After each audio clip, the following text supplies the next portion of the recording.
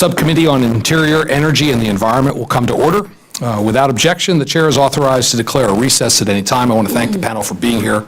I'll begin with my opening statement. Good morning. The Subcommittee on Interior, Energy, and the Environment is meeting today to discuss barriers to energy development on tribal lands.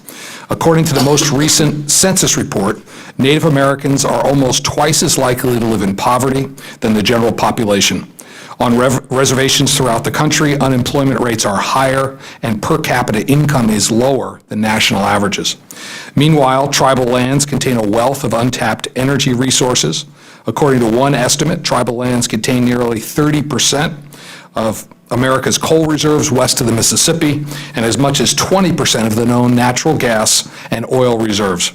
In my home state of Montana, the Crow Nation alone contains approximately 9 billion tons of coal. Energy development projects on tribal lands can create jobs, opportunity, and a valuable source of revenue for tribal members. Despite the many positive economic benefits tribes can reap from developing their energy resources, the federal government makes it extremely difficult for them to do so. Most tribal land is held in trust by the federal government. The trust relationship charges government agencies, primarily the Bureau of Indian Affairs within the Department of Interior, with ensuring that tribal lands and resources are well managed. Instead, the government has saddled tribes with a series of regulatory burdens. First, the energy development projects on tribal lands cost more than comparable projects on private property or even other non-tribal federal lands. For example, in the state of Colorado, there is no fee for applying for a drilling permit on privately owned land. However, BLM charges almost $10,000 for a similar drilling permit on tribal land. Not only is development on tribal lands more expensive, the process is also more complex. On tribal lands, acquiring the necessary permits for a project requires working with a minimum of 4 federal agencies and completing 49 different steps. On private land, permits can be obtained in as few as 4 steps. The added complexity of permitting process on tribal lands goes hand in hand with regulatory delays that make developing tribal energy resources an uphill battle fought at great costs to tribes. Even the most simple of tasks can fall prey to the bureaucracy. One tribe reported waiting 6 years for BIA to complete a routine title search, something that takes a matter of days for a piece of private property. Another tribe represented at today's hearing lost an estimated $95 million on a single project while waiting years for BIA to approve right-of-way agreements. Given these challenges, it should come as no surprise that many operators are discouraged from pursuing projects on tribal lands. These added costs and burdens create unnecessary impediments for tribes that wish to make decisions about how to use their own land, and they disadvantage tribes in comparison to similarly situated private landowners. Studies abound documenting the government's shameful mismanagement of tribal resources. In 2017, the Government Accountability Office added tribal energy programs to their list of federal programs most at risk of fraud, waste, abuse, and mismanagement, citing a decade's worth of research.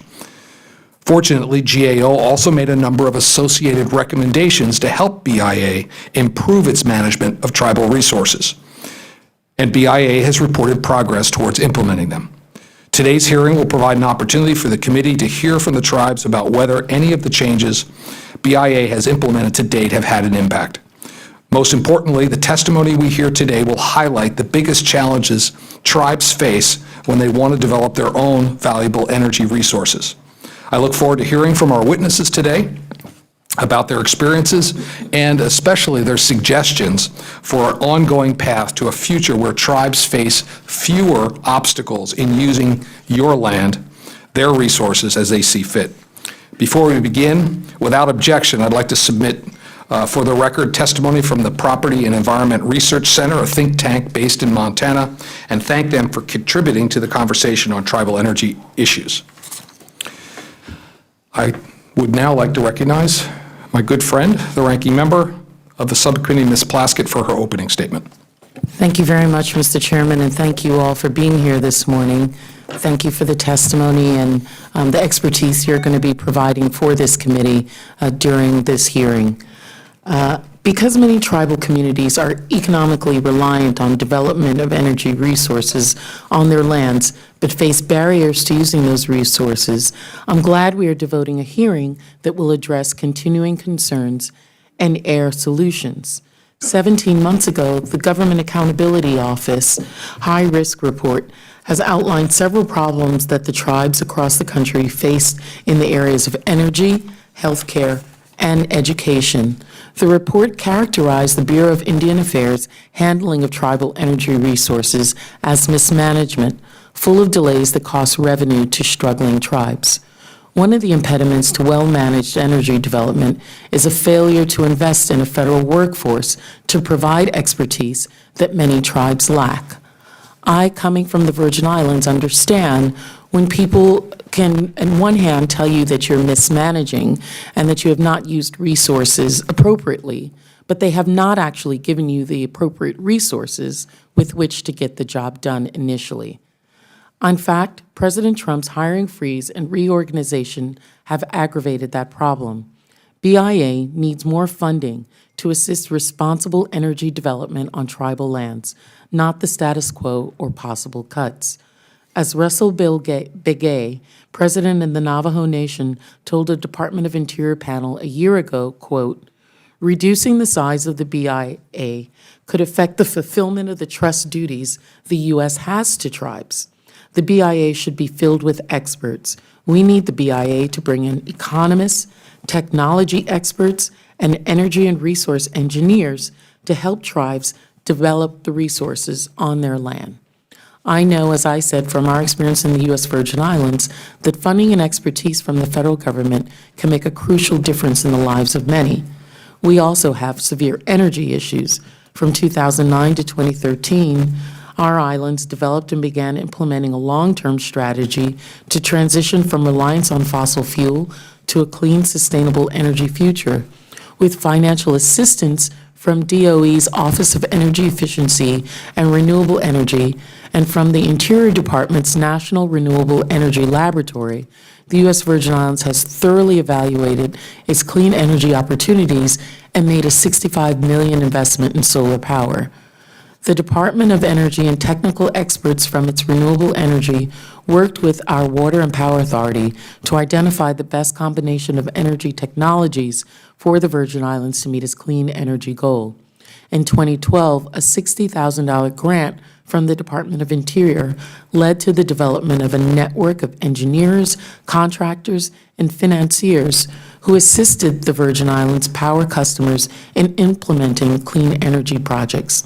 We needed and appreciated both the financing and the expertise provided by both the Department of Energy, working with the Department of Interior to help the Virgin Islands reach its clean energy goals.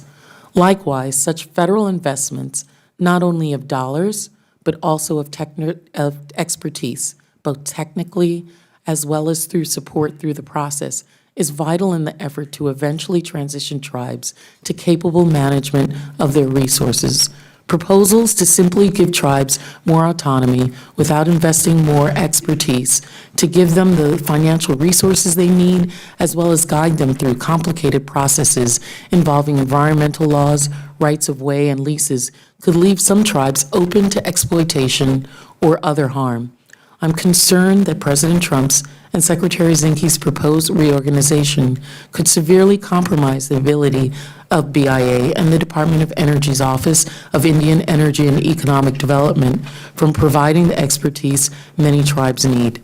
I'm asking that my colleagues on both sides of the aisle look to ensuring that any DOI or reorganization does not further impede the BIA from fulfilling its trust responsibility and give the BIA the resources and staffing it needs to ensure the best energy future for all the tribal communities. Thank you so much, Mr. Chairman, for holding this hearing, and I look forward to the testimony and the questions to follow. Yes, thank you. And I'm very pleased to introduce our panel today. I want to thank each one of you for traveling here. I understand you went through some circuitous routes and lost some sleep, but it's good to have you here all smiling on the panel. First, the Honorable Alvin Not Afraid Jr., Chairman of the Crow Tribe of Indians in my home state of Montana. The Honorable Adam Redd, Councilman of the Southern Ute Indian Tribe. Mr. Eric Hanson, Executive Vice President of Compass Lexicon. And Mr. Christopher Cheney, Partner at Rosette LLP. Thank you, gentlemen, for being here. Pursuant to committee rules, all witnesses will be sworn in before they testify. Please remain seated and raise your right hand. Do you solemnly swear to or affirm the testimony you are about to give is the truth, the whole truth, and nothing but the truth, so help you God? The record will reflect that the witnesses answered in the affirmative.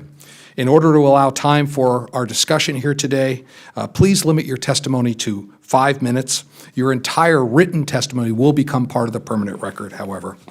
As a reminder, the clock in front of you shows your remaining time.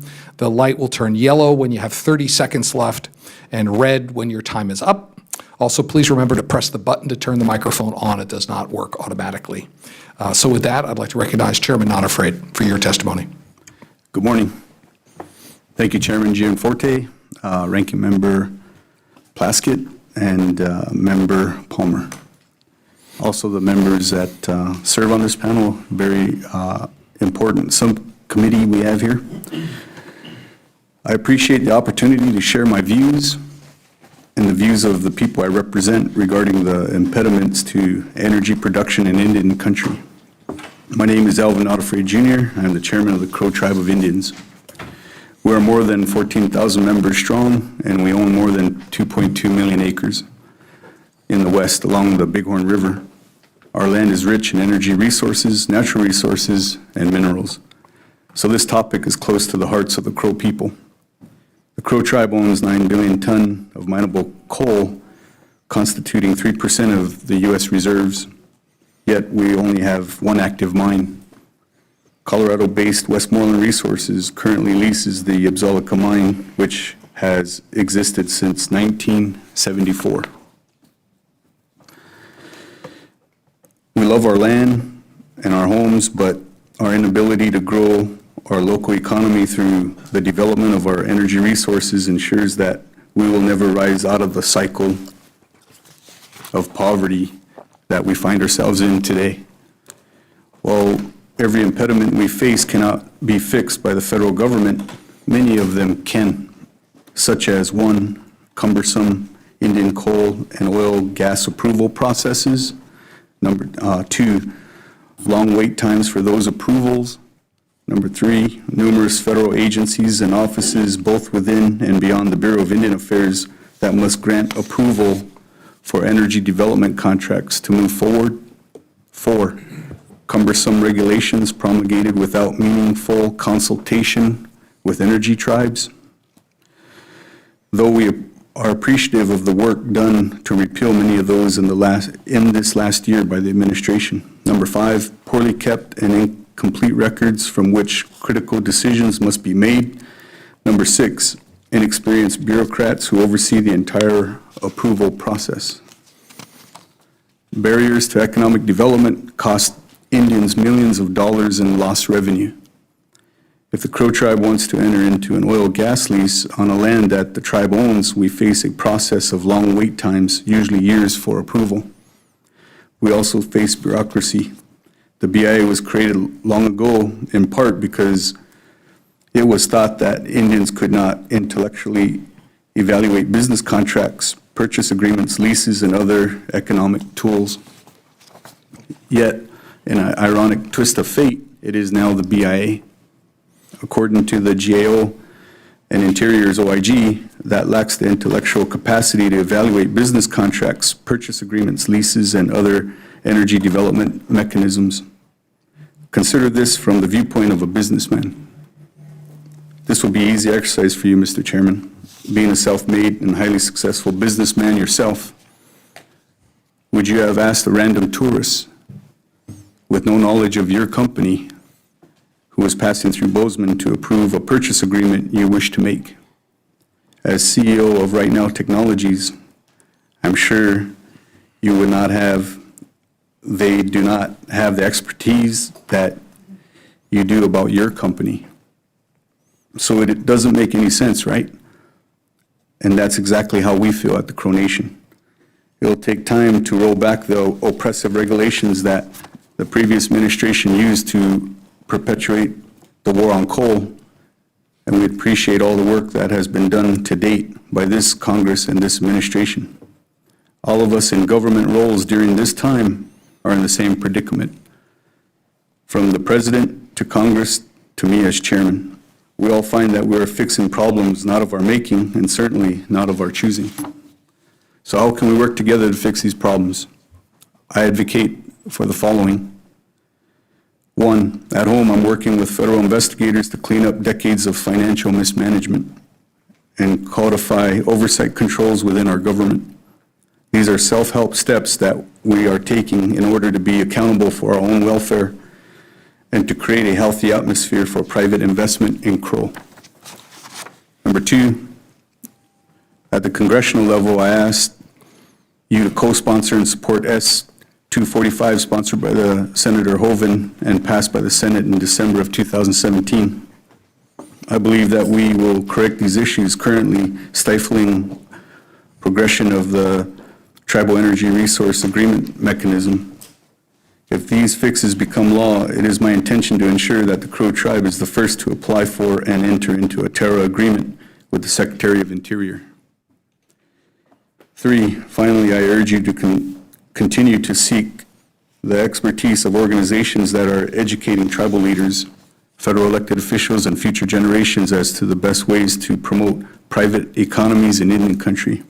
Specifically, the research of Dr. Terry Anderson at the Hoover Institute and the tribal leaders of Alliance for Renewing Indigenous Economies. Their scholarship is groundbreaking, and it remains some of the only, such as reservation-based, free market-focused decisions, and in the public sphere today. In closing, while most of us recognize the barriers of tribal energy development, the answers are not simple. We are trying to free up economies on the reservation underneath a complex framework of mixed government ownership of assets. Our nation-to-nation relationship means that we are all caught in a delicate web of legal promises and historical responsibilities, as well as racial and cultural sensitivities. So at this time, I would like to thank Chairman Gianforte for the invite to speak on behalf of Crow Tribe. Thank you. Thank you, Chairman. And Councilman Red, you're recognized for your 5 minutes of testimony. Thank you. Good morning, Chairman Gianforte, Ranking Member Plaskett, and members of the subcommittee. I am Adam Red, an elected member of the Southern Indian Tribal Council. Thank you for inviting us to testify. Our tribe's story attests to our ability to responsibly manage our own natural resources. We are an example of the positive impact of federal legislation that allows tribes to assume a greater role in energy development on their reservations. Federal laws require federal review and approval of most realty transactions involving Indian lands and minerals. Our tribal leadership has always believed that we could do a better job of managing our resources than would federal agencies. Unlike federal agencies, we have a vested interest in protecting our resources and maximizing economic returns for those resources. In keeping with that philosophy, we have taken advantage of most congressionally created opportunities to exercise self-determination, like the Indian Mineral Development Act of 1982.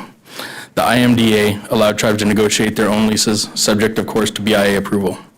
With that important legislation, we negotiated favorable terms in our oil and gas leases, which the United States didn't have the incentive to negotiate for on our behalf.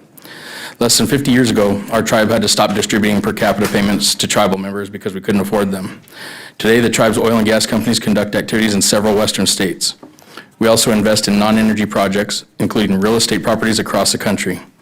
Today, the tribe provides health insurance for its tribal members and promises all members access to a college education.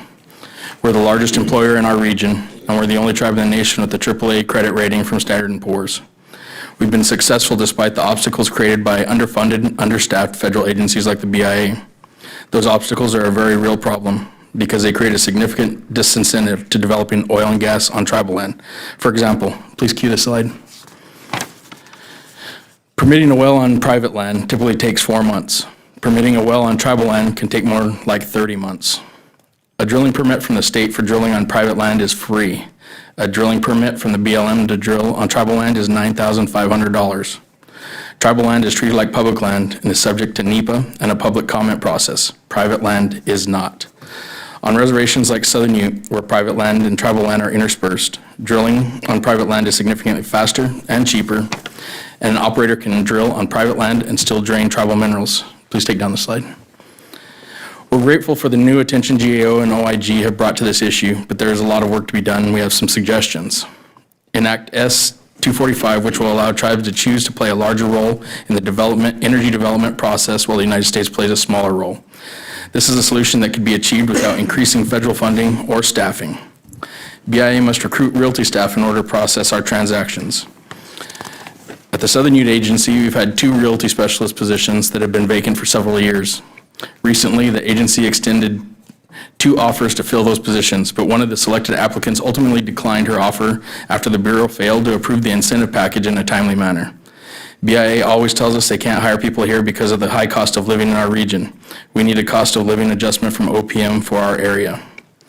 BIA must hire and train people to work on TAMs so that the BIA can verify land ownership information in a timely manner. With more TAMs trainings, more BIA staff devoted to TAMs, and loosening of the requirements for tribally funded staff to do TAMs encoding, this situation could be improved.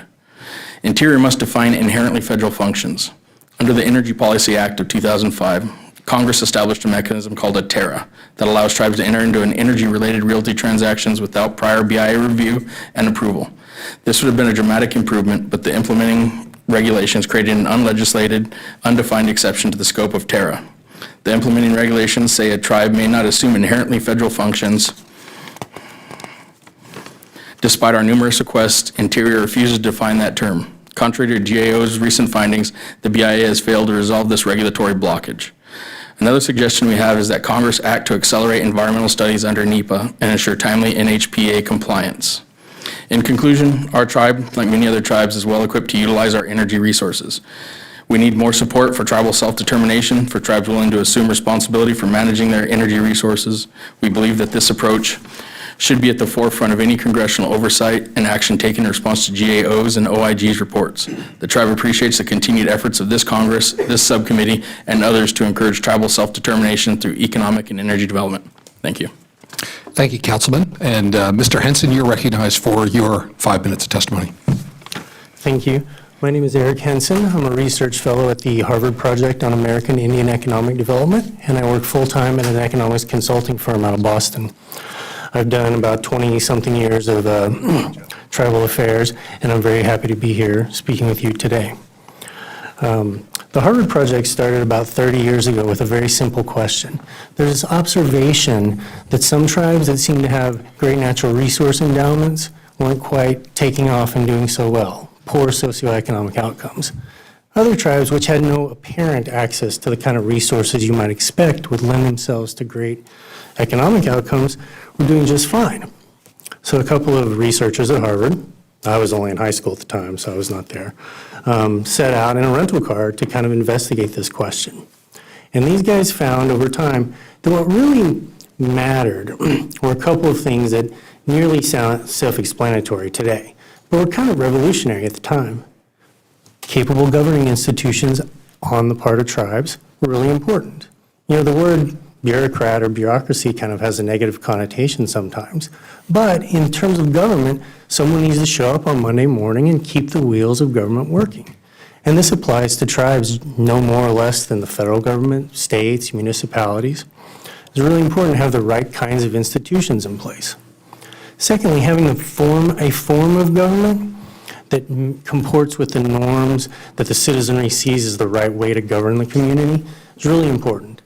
And not every place has that. Lots of tribal governments for a long time were kind of imposed by outside entities and didn't square up with how the people thought about governing themselves at all.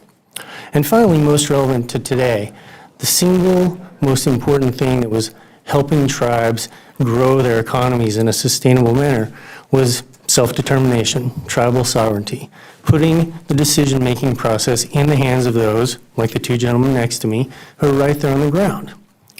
Now, what we found and what I argue today is that that doesn't necessarily mean abandoning the U.S. federal government's responsibilities to the tribes.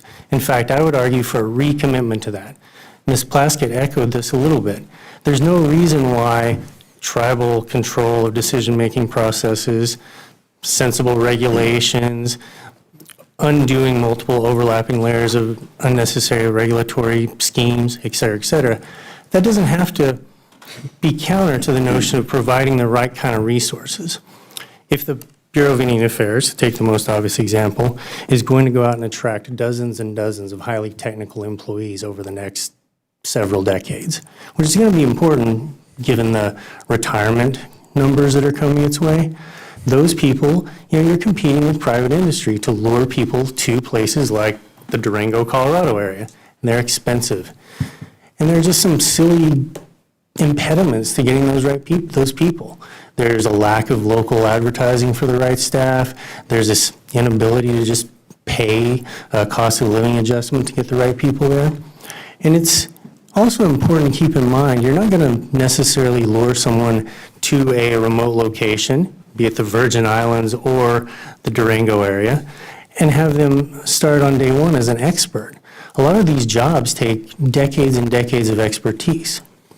Now, recommitting through the appropriations process to the right kind of staffing and funding for the BIA and all the other departments that oversee energy development is doubly important. Not only to put the right staff in place to interface with folks like Councilman Redd and Chairman Nonafraid, but also, think about it, if you're in a place that's kind of remote, that faces brain and drain, you have an underdeveloped economy, small population, the appeal of the big city is always there. You're trying to convince these people to devote their careers to a life in an energy development area that's often small population, far from urban centers. So the BIA or other departments can be a viable career alternative, not just for outsiders, but for tribal citizens as well.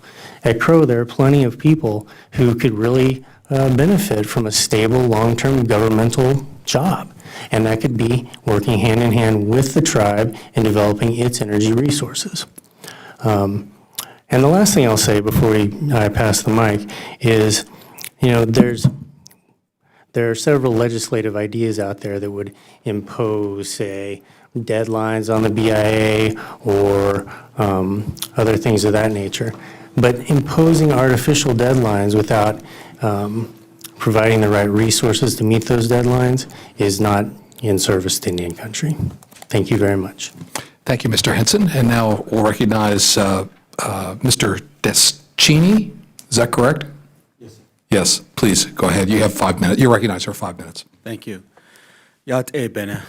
Good morning, Chairman Giaforte and Ranking Member Plaskett, members of the committee. My name is Christopher Clark Cheney. I'm a member of the Navajo Nation and a partner with Rosette LLP, which is a national tribal law firm.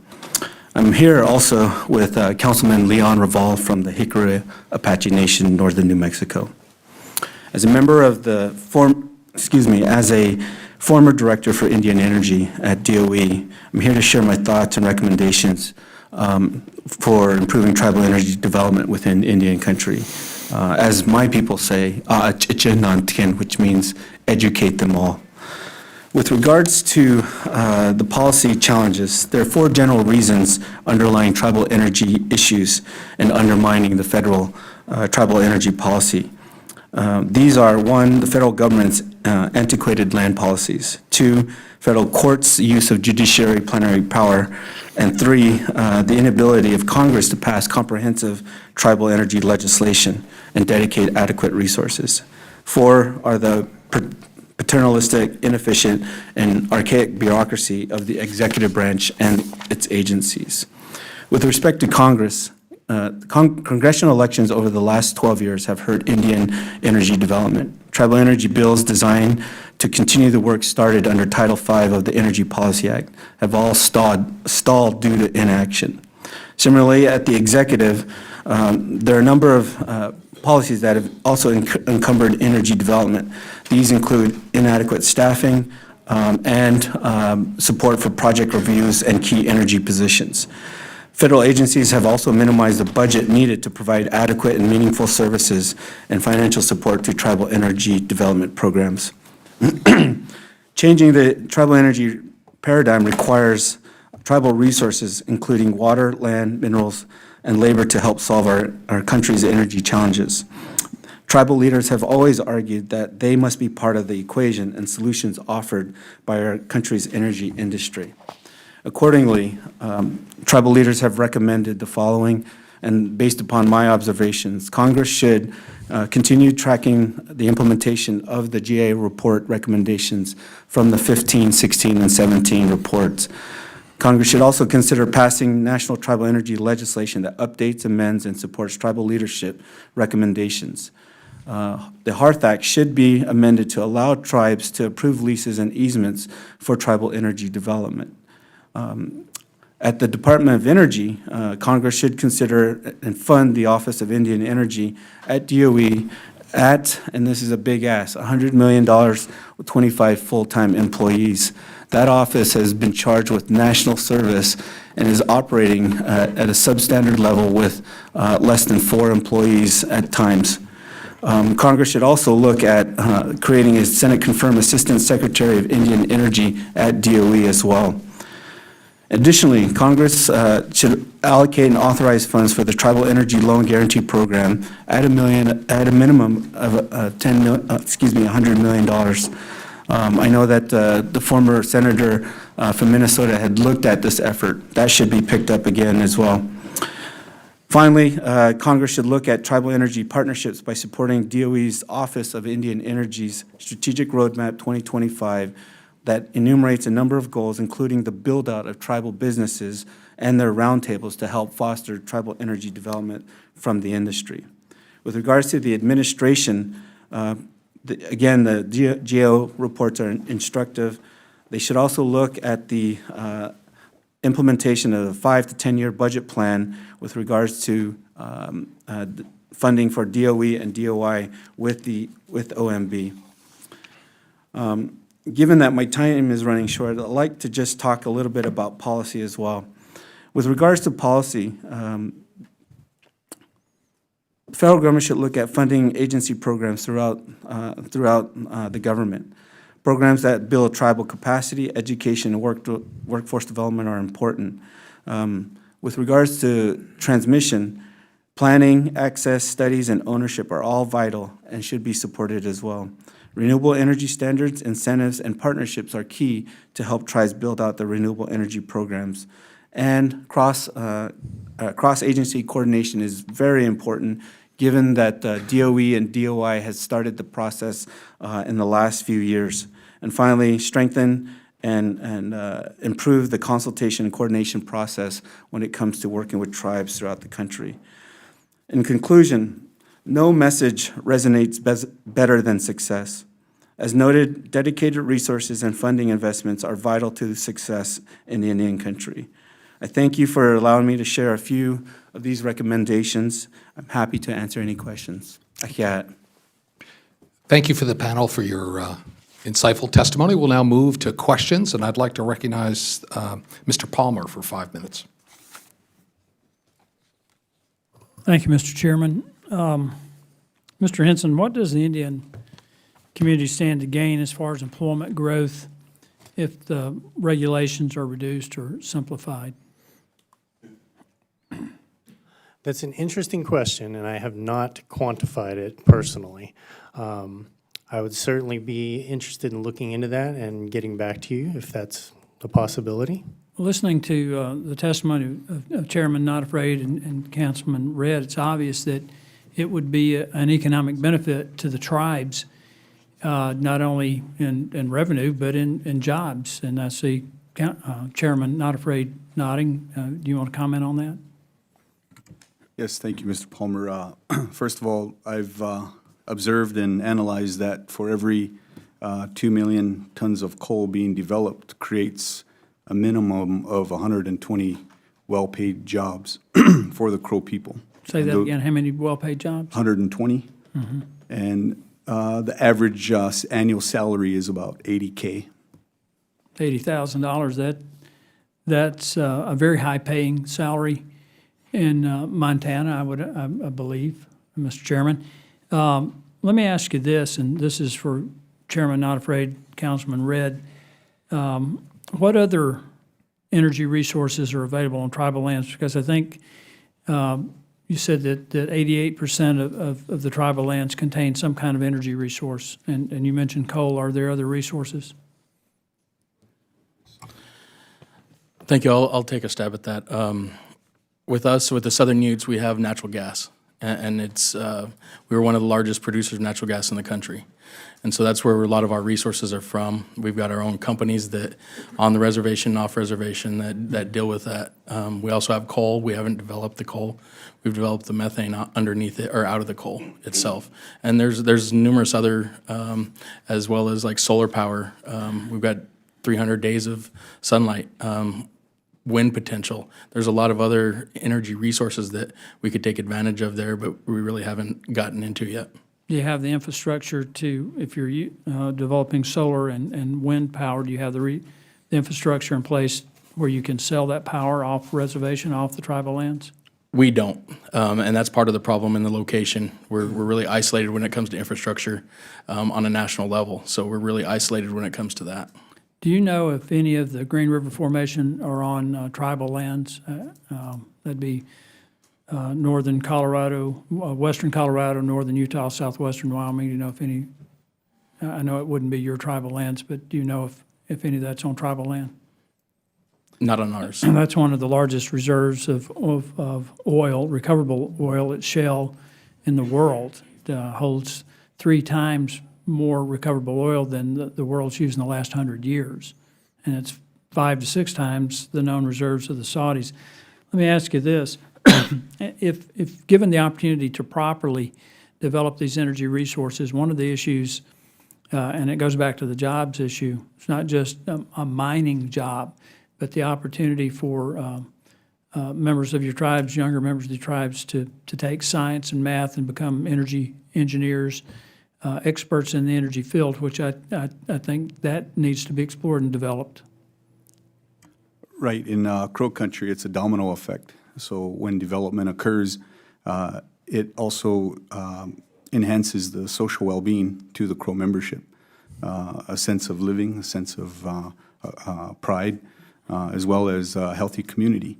And as to Crow, speaking about Crow, the diversification of all the energy, we have 3 major grids coming from the south, east, and west.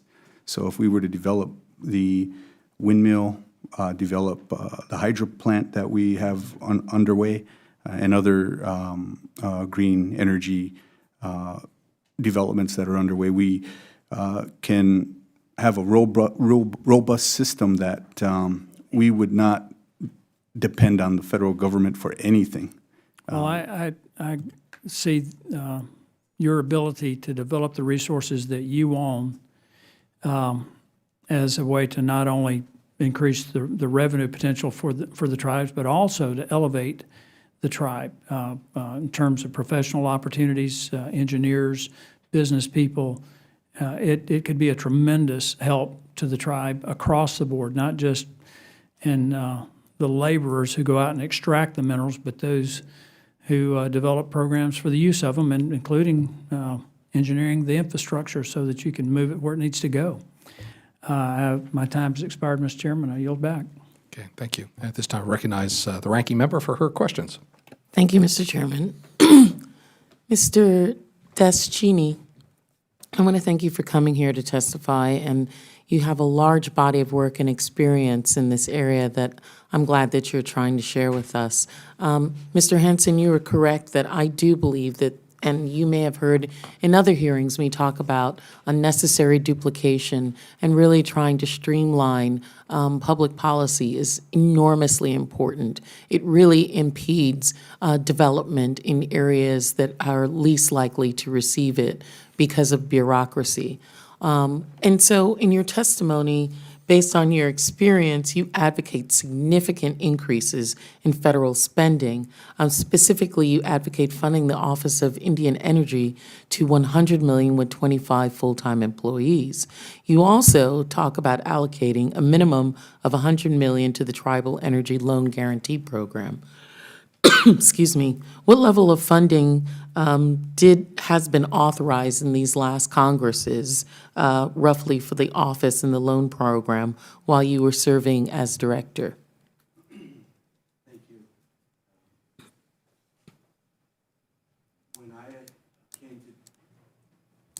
Thank you for that question, Chairman and members of the committee.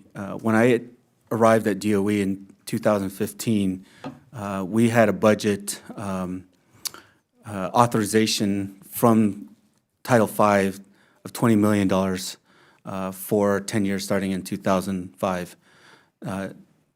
The office never received the full amount of the $20 million, at least while I was there. When I arrived, it was given in 15 a $16 million allocation. So your funding was decreased. Right.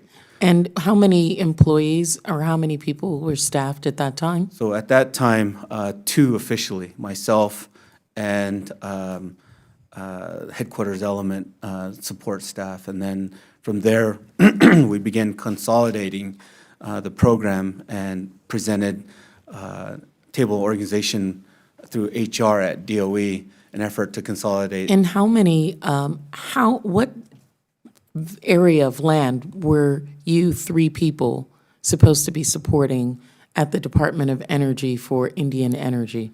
So we were charged with the entire United States, including Alaska, with at that time 567 tribes. So 567 tribes for all of their energy needs. The Department of Energy gave you three, yourself and two other employees, or was it four, you said?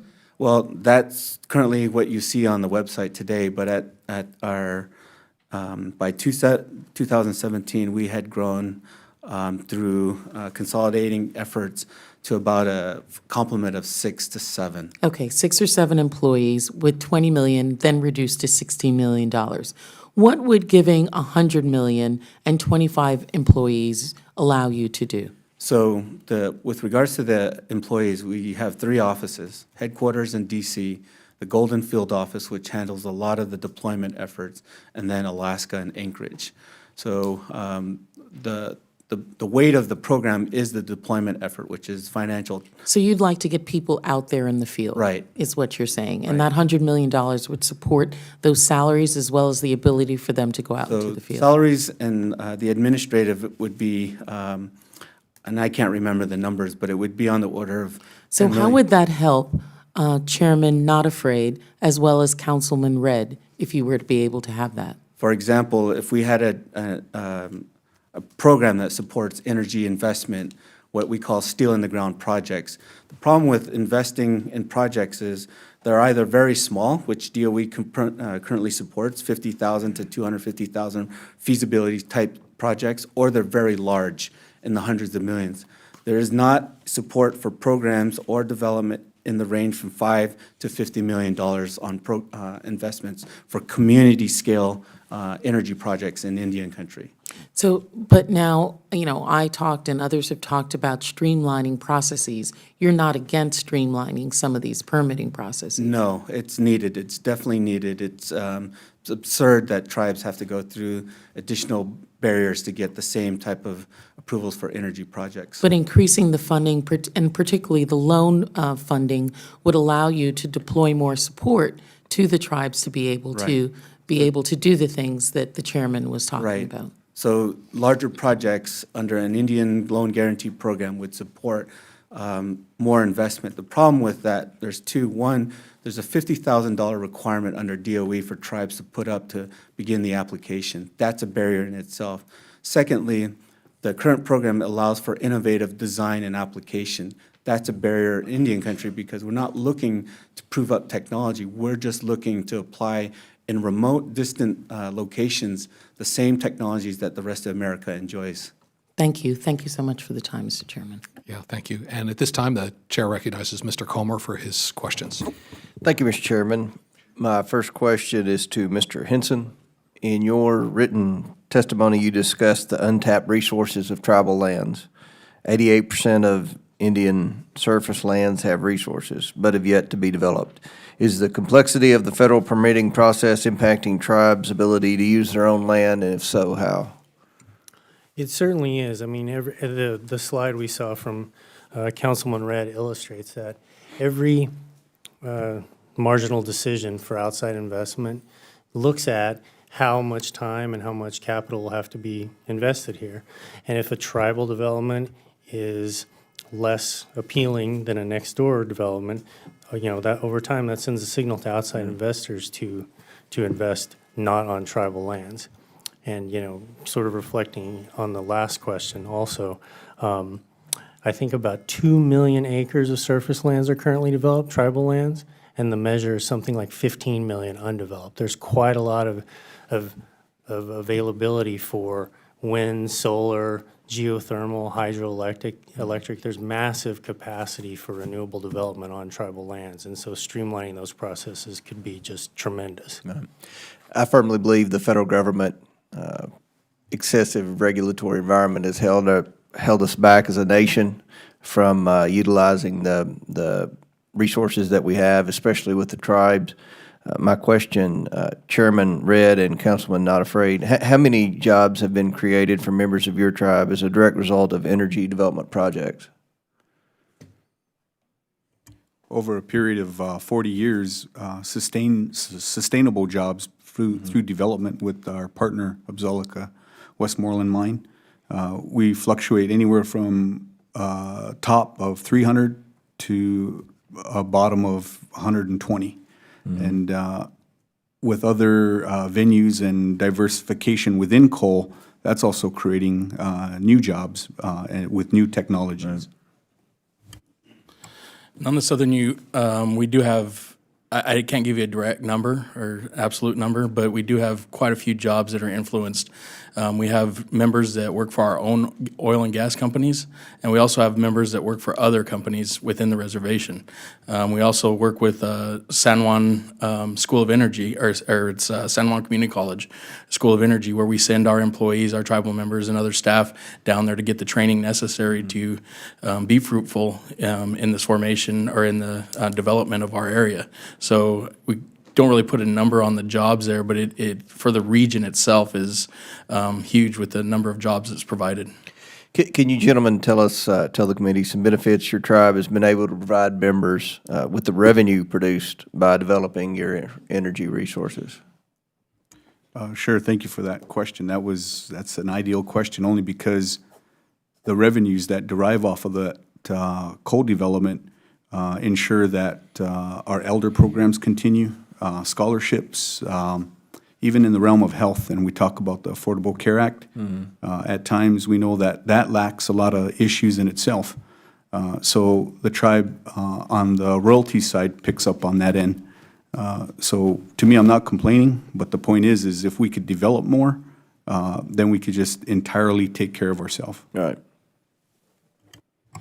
And for us, I mean, we give a distribution to our members every month or throughout the year. We also have health care for all our members, so nothing's denied. We pay for everything. We also have education, so everybody's guaranteed a secondary education if they decide to pursue that. And that's really unheard of when it comes to Indian country is providing all these resources on something that we've got from our natural resources. Great. Well, thank you very much, Mr. Chairman. I yield back. Okay. Thank you, and I'll recognize myself for questioning at this time. And Councilman Redd, I'd like to follow on Mr. Comer's question. Just listening to your testimony and reading the written testimony, it's clear that you've, in the face of some large obstacles, you've still been able to develop these energy resources. Could you talk on a more personal level what it means to an individual family in the Ute Nation when they receive benefits from energy development?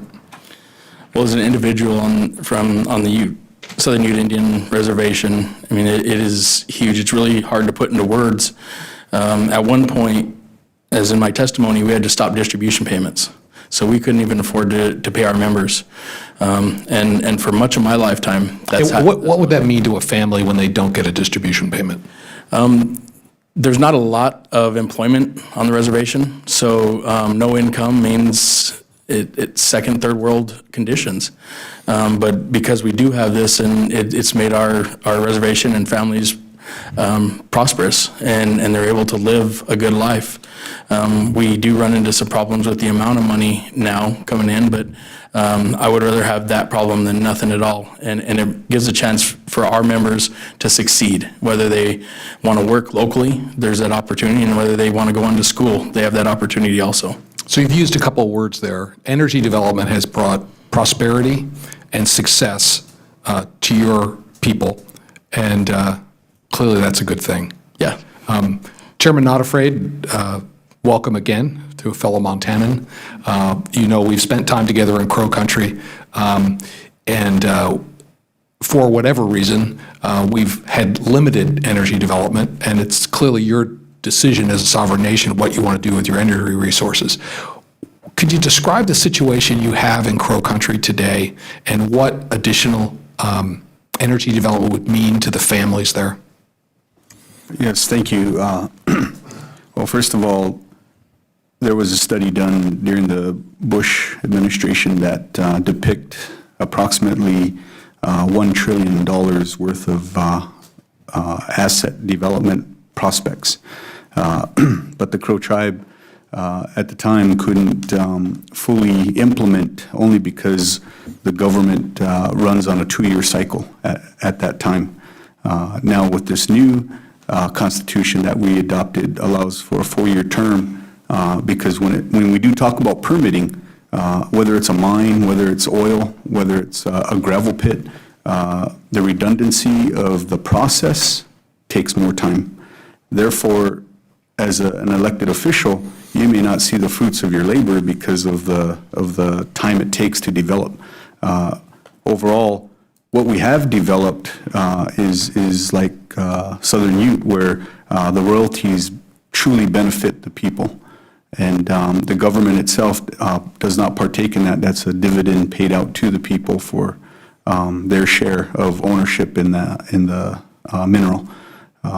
But if we can continue to develop soundly, again, that's our way out of the hole. And until we recognize or streamline some of these processes, we're at a major disadvantage. Like what was stated earlier by Mr. Hanson, a parcel right next door appealing has less restrictions through the state of Montana. Not only that, less fees.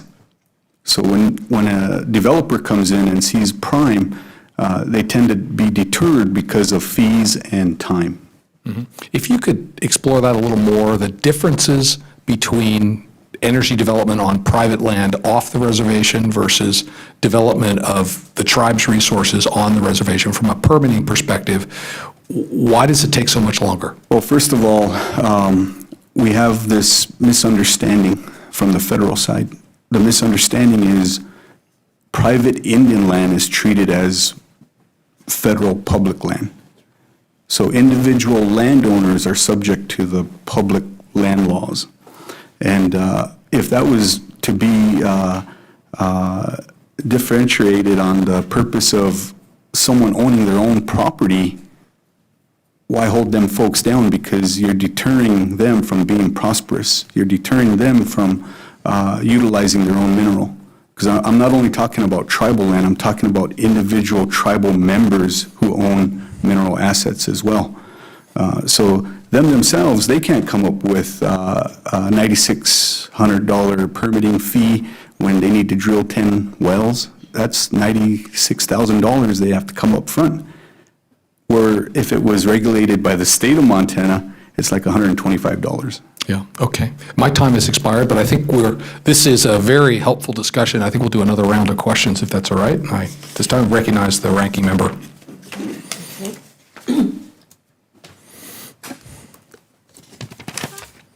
Chairman Not Afraid, I was hoping that you could give me if you have proposals that you all have made as to how the regulation should change to allow you. Have you presented those, or is there legislation now that's been proposed by someone from the House or the Senate that would be supportive of what you're talking about? Yes, currently there is legislation on the books, which was amended the SMACRA law in 2007 that allowed the tribes to administer and regulate their own permitting. But that course of action is also cumbersome because now the conflicts of tribal rules, tribal laws are reviewed by the solicitor's office. And if there is any conflict in CFR, then we have to try to mitigate those issues. And who has the responsibility to mitigate those? Interior. Okay. And so you may not be getting as the movement to be able to get that done as quickly as possible. Yes, there's a gentleman in the crowd here who was a major proponent of it within our legislative branch named C.J. Stewart, who was an advocate and a proponent of the tribe taking this into their own destiny, because when Congress had passed it, it enabled us to, have a vision in taking over this regulatory role as well as permitting, because who better to take care of their own land? Tribes. I have recently done a video with OSM depicting the reclamation on some of our mining grounds that you would never suspect that mining even occurred there. There's vegetation, elk come back on it, antelope, wildlife in general. The aquifers are stabilizing. It's a really neat process. So we always invite people out to show that the Crow have demonstrated good husbandry to its own land. Correct. I hear you. And then, so what you would do is do the regulations and the regulatory requirements, make the decisions, and then possibly report up to Department of Interior, others on what the decisions were, and they have to respond in a timely fashion. Right, just another example in this permitting process, for example, in the NEPA requirement, when it requires a cultural survey. What's happening there is you're having a Native American go do a survey and then a non-Native approve that cultural survey. So that's telling me the non-Native knows what a cultural survey is when really they don't even know what a burial site is or any other cultural significance. So as that sits on that table for years, for them to identify what we're telling them what it is, that's part of the cumbersome reality I'm talking about. So with the proposal, so I'm thinking of ways in which this can be married. So with the proposal that Mr. Duchesne have with increasing the number of individuals, those who are culturally sensitive, who are possibly Native American, and be able to be out in the field in greater number, be something along with having the rights of the tribe to make those decisions, be one that you think is something that would work well? Yes, and I truly believe because of treaty purposes, it's a even though we call it nation to nation, it's big brother, little brother. That's how I view it.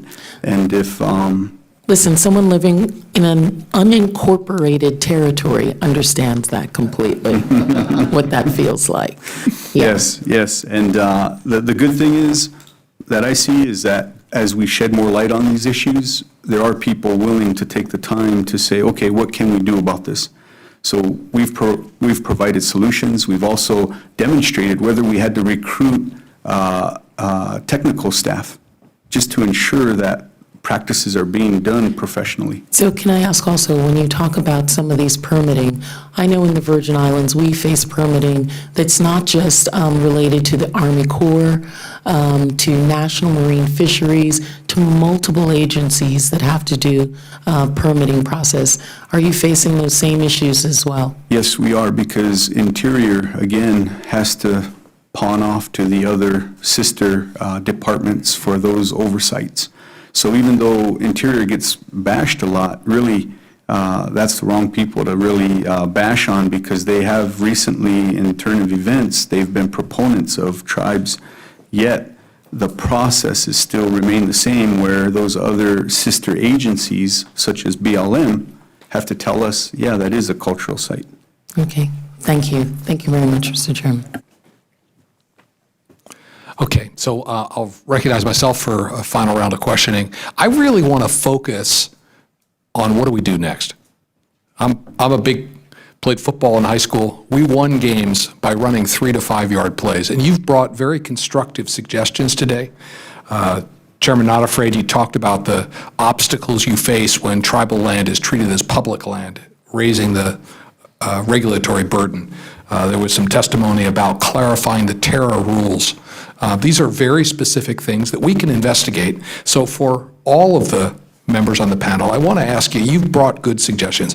What are the top 3 things you think we ought to do? And again, in terms of making it easier for tribes to determine the best way to develop the resources on your reservations. So who would like to start? What are the three things we ought to do? Chairman? Thank you, Chairman.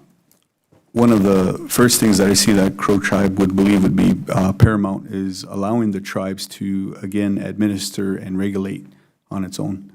The purpose of that would not only expedite development, but it would ensure that we have sound practices beginning within our reservation, because we've seen in the past where some other developments, whether it's a gravel pit or what have you, the feds had not done their trust responsibility, therefore there were abandoned mines. But if the tribe was in the driver's seat, we would have made sure that those were reclaimed. We would have made sure that all the archaeological surveys were done or completed prior to disturbances of burial sites or cultural sites. Okay. Mr. Hanson? I think the overarching thing is this, what I'd call the two-prong approach. It's continued reliance on tribal decision-making, but also funding the liaison roles to the kind of levels we've been hearing about today, because the federal government can bring some real technical expertise to assist, or as opposed to sort of serving as a roadblock. There are a number of legislative ideas out there. Let's let this tribe, let's let Navajo have the right to lease its surface lands without as much approval. But that's very conservative. It's one tribe, one strata of the possible energy development rights. And so a lot of the moves forward are just kind of baby steps. And so I would argue that the current situation is developed through a whole lot of, I guess the technical term would be CYA kind of maneuvers. We'll layer fish and wildlife over interior, over energy, and you end up with multiple sort of overlapping jurisdictions. So the suggestion, Mr. Henson, is just to streamline the number of agencies that are involved. A little bit, yes. If we can find like this sort of one-stop shop and actually make it work without being an additional layer in when a tribe has to go out and interface with the federal government. And then I'm personally an advocate for things akin to the contracting and compacting that we've seen in a number of tribal areas. I think the federal government should find some resources for block grants to tribes. I mean, block grants to the Southern Ute to hire a geologist if they need one, or some more sort of third-party contracting where tribes can tap into technical expertise outside of the BIA, outside of tribal employees, but just kind of out there in the marketplace. Okay, thank you, Mr. Henson. Councilman Redd? Thank you. I think number one for us is S-245. That is the closest to being complete, and I think that goes to what we want to see. Also, when it comes to us, when it comes to expertise, we have the expertise in place. We've been doing this for many years. So when it comes to the permitting process, from beginning to end, we do that ourselves. It's all in-house. We have our NEPA specialists, we have our cultural resources, we have our natural resources, we have our energy department. We take care of all that in-house. The only thing we wait on is a signature from the Department of the Interior. And that's where we're reaching the delays. I mean, one signature shouldn't take 3 years to get. And also with that, And does in your opinion, does S-245 fix that problem? it helps. It helps, yeah. And I mean, there's not one overall solution out there currently, but it would really definitely get us moving in the right direction. Okay, thank you. And then also streamlining the NEPA process, really clarifying and making some clarifications there, because treating tribal lands as public lands, I mean, does not work for Indian tribes. And also the one NEPA process, I think would go a long way, instead of each department or each, I guess it would be department, having their own NEPA process. So there'd be one defined NEPA process. Okay, thank you. And Mr. Cheney? Dace Cheney, thank you, Chairman, members of the committee. At DOE, we had a working group. It's called the Indian Country Energy Infrastructure Working Group. Tribal leaders from all over the country, including Alaska. They determined and decided that the number one policy priority is finding capital or access to resources to help spur energy development. Notwithstanding what all the leaders here on the panel mentioned, those are all good recommendations. But if we want to jumpstart energy development, we can deal with the bureaucracy and the laws. We can work on that. A lot of good attorneys in the room that can help with that. But we need the capital, and we need business partners. And so my recommendation would be, it's time for an energy legislation to be approved by Congress. So S-245 or whatever the vehicle is, the process is there for the tribes to input on it. Secondly, in keeping with the investment, DOE, DOI needs to have an energy loan guarantee program like we have in other agencies, but for energy and not conditioned on the application fee, and it needs to be allowed to be deployed, existing technologies, and deployed in remote and distant areas of the country. And then finally, I would say that Congress has the power, working with the White House and OMB, to fund these offices at an amount that makes a difference. You need more staff. You need more energy resources to provide for grants, capacity building, education. And so I would say those are the first fix, and then you can build from there. Okay, I'm going to indulge myself and ask one last question. For Chairman Not Afraid and Councilman Redd, has the creation of the Indian Energy Service Center produced any improvements from a regulatory process? For Southern Ute, no. And it's still, we haven't utilized that. I guess it kind of falls in the category of Terra. It's out there, but we haven't taken Okay. advantage of it. Thank you. Chairman Not Afraid? I see some advantages of it, but our priorities had been cold, where we identified the SMACRA, where it streamlined some things for the tribes to operate, but we always ended up at that same barrier of waiting on sister agencies on approving things. But back to the question, we haven't tried that. Okay. And are you gentlemen familiar with the service center and the concept of trying to bring the agencies together? Would bringing more agencies into the service center, do you think BIA is equipped to play the role of a lead agency for tribal permitting? To be frank, I believe the tribe can handle its own permitting. And for other tribes, I believe that would be a great start. As far as the Crow tribe, just like with our brothers to the south there, the Ute, already established their permitting processes. And if we engage in that, then what was the sense in us developing our own systems? Yeah. Councilman Redd? Thank you. I think for Southern Ute, I mean, it's a no for the shop. I think that we are equipped to deal with our own resources, and I think the more agencies that get involved, the more muddied the waters get, and you don't have one clear direction. Maybe if you had one clear direction and definitions in there, it may work, but until that time, I think we're best equipped to take over that role. Okay. Well, I want to thank all the witnesses for your testimony today. The hearing record will remain open for 2 weeks for any member to submit an opening statement or questions for the record. If there's no further business, without objection, the subcommittee stands adjourned.